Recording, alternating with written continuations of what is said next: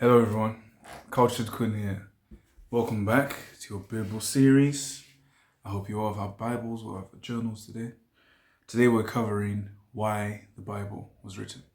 We've done who, we've done when, we've done how, and we've done what the Bible is. But today, take a screenshot. I'm able to track my thoughts.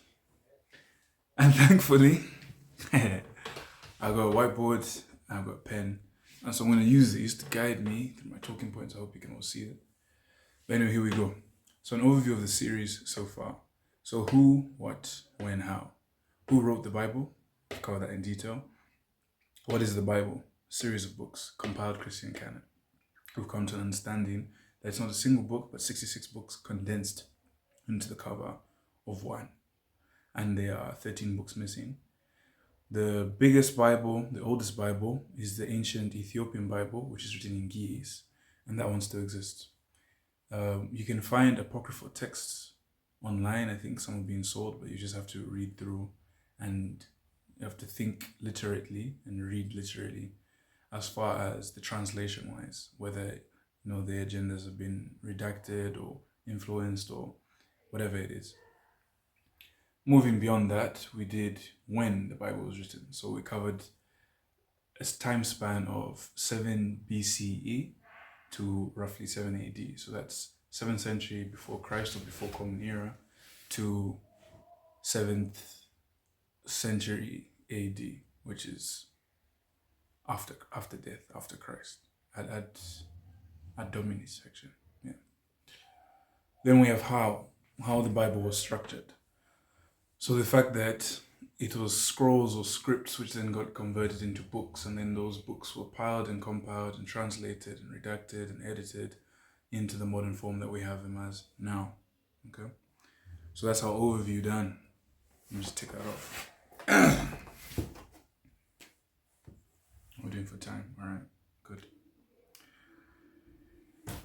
The next talking point on my agenda is the necessity for a common creed. So we've done creed consciousness and we've covered the Bible being compiled Christian canon and being the Christian creed. So what is a creed?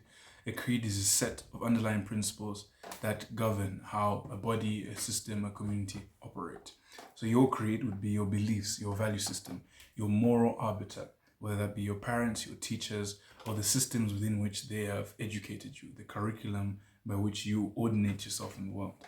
Okay, so there is a necessity for a common creed, and there's a necessity for Christians across the world, because as we've seen with many religions, interpretation varies and varies depending on your experience of life. It varies depending on your experience and your inference of information, particularly for the immaterial.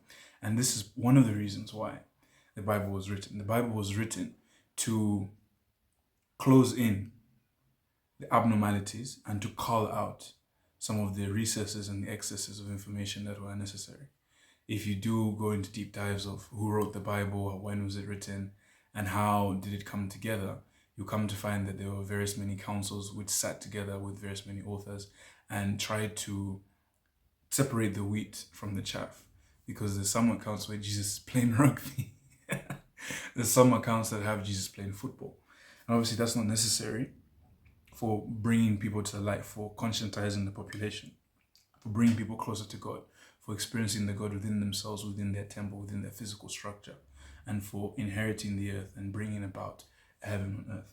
So this is a necessity for a common creed. The necessity for the common creed being Christianity cuts across culture, cuts across color, it cuts across class.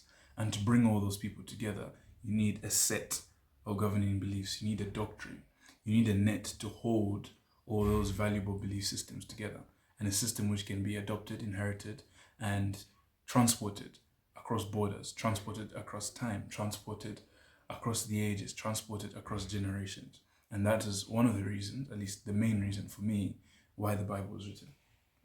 So that's point 2. Point number 3. Facilitates the transference of knowledge. So I believe that part of the reason why the Bible was written as it is today, canonically, chronologically, and put together, was to transfer knowledge. to transfer knowledge of the ancients, of the abstract of forms, which was originally done orally. So you'd find priests or the writers in the Bible, and even when you read it, they were going around preaching. But even famous priests like Saint Ignatius, famous these big names within the Catholic Church or the Roman Catholic Church, or even just the Pentecostal Church, people transfer knowledge via oral performance. It's why you go to church to listen to a preacher in the pulpit. He is transferring knowledge via the vehicle of his mouth to you, and you take that into your spirit. And now you do this in your connection groups. You do this in your prayer groups. You even do it alone when you pray. You are transferring knowledge. When you pray, you're having a mental transaction between the subconscious and the conscious, connecting your higher psyche. And when you bring issues up, when you humble yourself to that line of communication, when you're able to transfer knowledge, you're then able to impart wisdom to those around you. And you can also partake of that wisdom.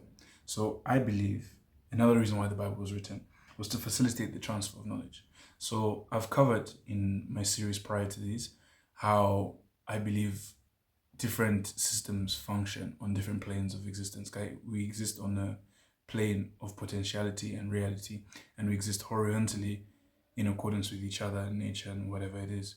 So in speaking in semblance to the systems, the system of transferring knowledge, in a book, it is easier to impart wisdom. It's easier to partake of that knowledge when there's a record.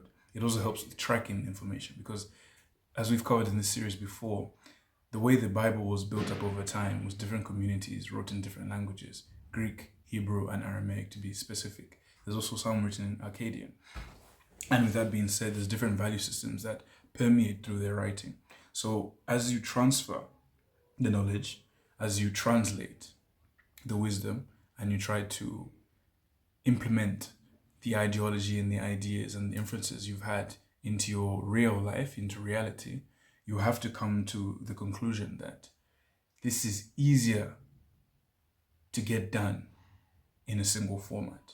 Because if we all had to self-study, if we all had to go on headhunting missions, if we all had to find the scrolls, find the scripts, find a dictionary, or find a translator, find a scribe, and then try to understand the text we are encountering by ourselves, we'd fail. Some people wouldn't even get started. Some people wouldn't try. And that's why you have places such as church. That's why you have online libraries. That's why you also have this channel and this series. So I can impart the knowledge I have partaken in, that wisdom, for you to ingest it and apply it into your life today. So transference of knowledge. The fourth and final talking point, probably the most important talking point. Let me show you.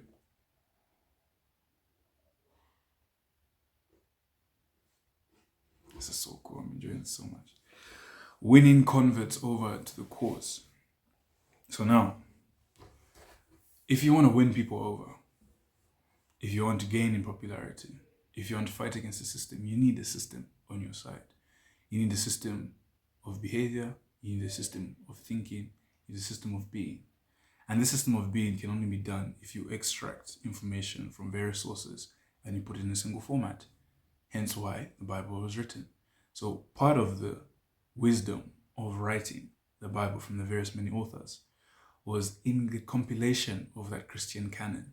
You can allow for a robust takeaway from anyone encountering the text. I just mentioned before, you don't have to go on a headhunting mission to find missionaries or to find nuns or to find a monastery or to find an expert, because you can become an expert yourself so long as you familiarize yourself with the text. So winning converts over to the cause. You find many people encountering information on the immaterial and being transformed at a subatomic level. They just feel like they've been given new life. They breathe in napash, which means life in Hebrew. They get Yahweh, which again means breath or spirit, and you're inspired by the Spirit, inspired by the same way the writers themselves were inspired by God in their authorship of their experience with the divine. So I think, in conclusion, the Bible is written, 1, to necessitate a common creed, 2, to facilitate the transfer of knowledge from the time of the ancients to modern day, and 3, probably the most important reason, was to gain popularity and win over converts to a cause with an aligned set of beliefs and stories that thread neatly into the fabric of reality. And there you have it. Why was the Bible written? Cultured Khun.